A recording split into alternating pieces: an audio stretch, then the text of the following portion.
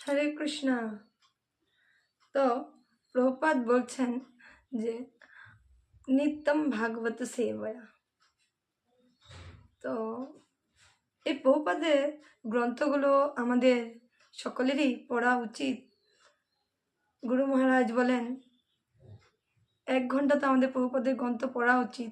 যদি 1 ঘন্টা নাও হয় তো আমাদের আধা ঘন্টা, তাও না হলে আমাদের 15 মিনিটস করে হলেও এই প্রভুপাদের গ্রন্থগুলো আমাদের পড়া উচিত।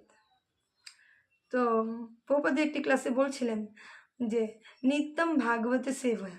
নিত্যম ভাগবত সেবয়া মানে হচ্ছে ভাগবত গ্রন্থ তো আমাদের অধ্যয়ন করতেই হবে, কিন্তু আরেকটি জিনিস সেখান থেকে আমি শিখতে পেরেছি, সেটি হচ্ছে প্রভুপাদ বলছে যে ভগবত ভক্তিমূলক কিছু করাই মানে ভগবানের সেবা করা, ভগবানের মন্দির মার্জন করা, ভগবানের কিছু সেবা করা, পূজা অর্চন করা, প্রসাদ রন্ধন করা, ভগবানের কিছু বাসন ধুয়ে দেওয়া, ভগবানের জন্য মালা তৈরি করা, এগুলো সব কিছুই হচ্ছে ভাগবত সেবয়া।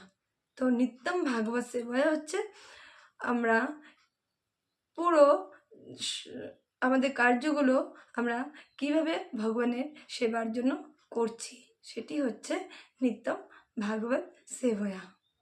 হরে কৃষ্ণ। জয় শিল প্রভুপাদ কি জয়।